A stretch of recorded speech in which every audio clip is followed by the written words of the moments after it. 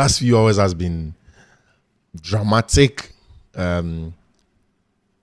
normal of the regular Chelsea conversation when Chelsea loses and the backlash that it comes.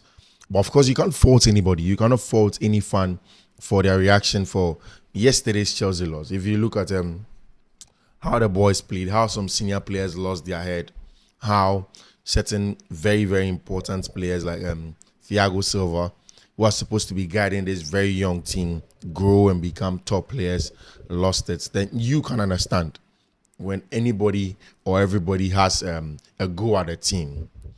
But really, there's something with that 3-1-6 excess fluidity in the team, especially when Chelsea are finding it very difficult to break down stubborn teams, or when Chelsea are playing against boogie doggy sides like Newcastle. Guys, thank you very much for joining me on Fiifi-Manfred on YouTube. I'm grateful for your support, for consistently being here. I'll say a big thank you to you, to everybody that supports the brand, that subscribes to the channel, that stays on notification and every other thing. I'm grateful. Guys, do not forget to subscribe, turn on notification. Let's choose all. Today I have for you why the excess fluidity affects Chelsea in games like this. Let's look into the real reason and then we can get back and have a proper analysis. So yeah, guys, thank you. Don't forget to bring in your comments. It's always welcome. I'd love to hear from you. I'd love to hear from you from every part of the world, from the UAE, from Kenya, from Zambia, from Zimbabwe, from the US, UK, Ghana, Nigeria, of course, every other place where you are that you watch Fiifi-Manfred on YouTube. I want to say thank you and I want to hear from you. Do not forget to put that through. Also, we can have a very good conversation outside of YouTube. We can go on Twitter. It's Fiifi_Manfred over there. Let's get talking. But today, the fluidity is too much. How do you get to solve these things? Let's go. So, I remember in the preview of that game against Newcastle, I had mentioned severally that Newcastle had lost a lot of players, and then they are going to do the one thing that they know how to do, using a lot of intensity and a lot of physicality and then aggression. And if Chelsea wants to beat Newcastle, want to try and even play well at time side, what they have to do was to match the physicality of Newcastle United. Because when it comes to technical play, when it comes to the ball on the field of play, Chelsea are brilliant and they are better than Newcastle at that. Now, I'll give you a clear-cut example of, I think, in the minutes 30 thereabouts, where it was 1-1. And Chelsea were getting their acts together. Chelsea built up from the back. Enzo, on that left-hand side, rotations that Chelsea do so well, went in there, picked the ball on the 10. Kukurea moved ahead of him. He used that as a decoy 10 inside and then found Cole Palmer, who had dropped inverted to receive the ball because Reece James had kept the weight on the right-hand side. Cole Palmer picked the ball and then Nicholas Jackson dropped into the middle of the pack, played a wall pass with him, and then the ball pushed up the field of play. Reece James cuts back to Cole Palmer. He wanted to shoot, wasn't able to find the space, cut it back again to Reece James. Reece James, the angle was a little bit tight. He could not find a better shooting angle from that side. And then he cut it back to an on-Russian Enzo Fernandez, who struck the ball so well. But Nick Pope was brilliant. His reflexes were on top. He dived quickly to his right-hand side and was able to get something on the ball. And it was a corner kick. Now, that's the kind of football. But you watch the game, and in the first half, Chelsea had patches that were good, especially when they got settled. When Newcastle wanted to press them, when they wanted to play out from the back, when they wanted to try and play some football, Chelsea were good. We were able to play through them. They were very good. But see, there is a reason why teams like Brentford and Newcastle will play how they play, West Ham United, because they know that immediately they go in for the long balls, immediately they go in for second balls, immediately they go in for they bring you into the combative battles, they bring you into the duels. If it is not your stock in trade, one of the things that as a team you tend to do is that you lose your composure and then you fail to play into your own plan.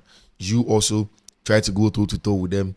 They try to make you angry, you fall for the bait, you do those things, and then you end up losing your head, right? Now, that's exactly what the game plan was when they went into halftime. When they went into halftime, Eddie Howe was verbatim with them. He was clear with them that you don't try playing out from the back against Chelsea. Allow them do what they want to do. But then going for the second balls, be aggressive with it, fight for those balls, be combative. Now Chelsea are going to lose their composure, and it happened.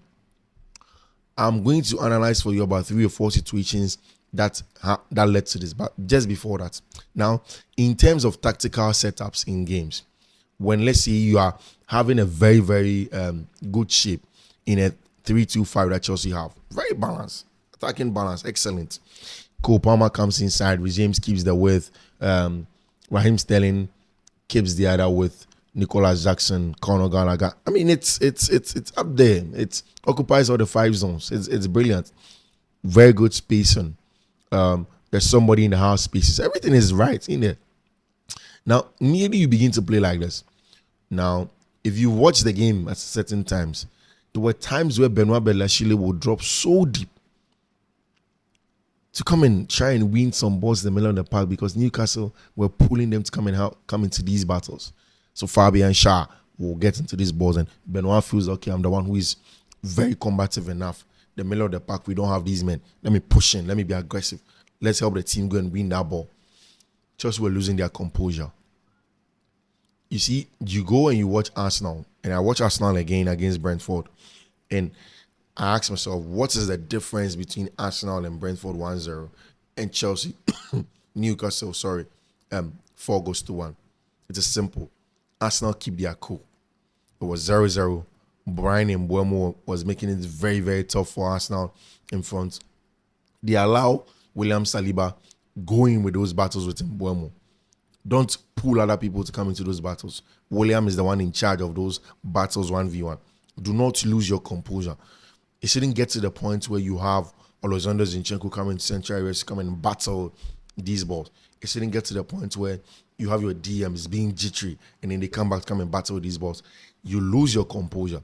Immediately you lose your composure, you are in trouble because you are not balanced again, because you are too fluid in an already fluid structure. There is no rigidity that you need to keep yourself in check and in balance to play forward and to create very quality chances in a game like that.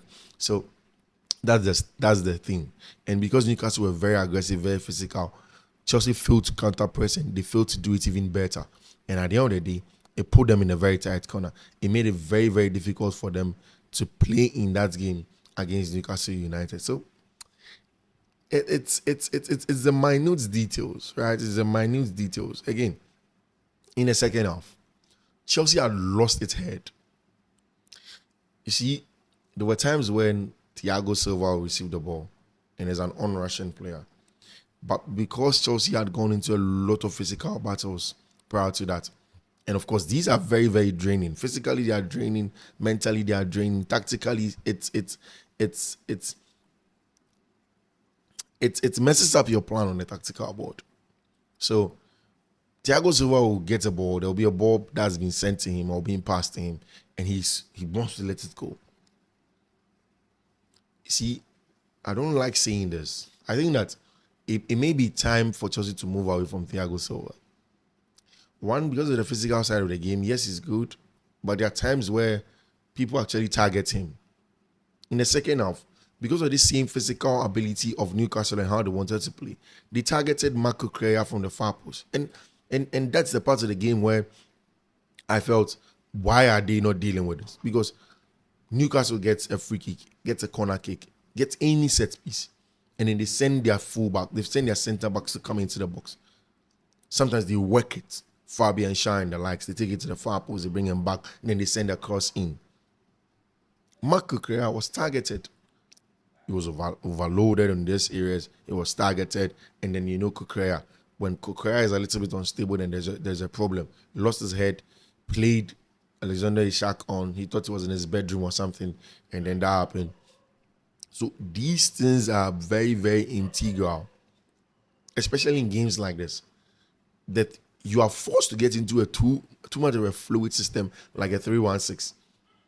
Because the 3-2-5 is more balanced if you have two men in there. So there were times when Enzo Fernandez will go and join the front line because he wants to try and counter press quickly and win the ball from those zones.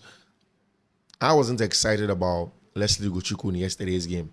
I think that he was too passive and then too deep as a DM. There were times where he had to make the pack a little bit constricted and call Thiago and then Kukurea to join him in there and then going in terms of the counter press. He failed to do stuff like that. But all around, Newcastle came in the second half. They were not interested in playing out from the back. The only thing they wanted to do is to hoof it long, win second balls, be aggressive, be the aggressors, be the villains, win the second balls, get in the faces of Chelsea.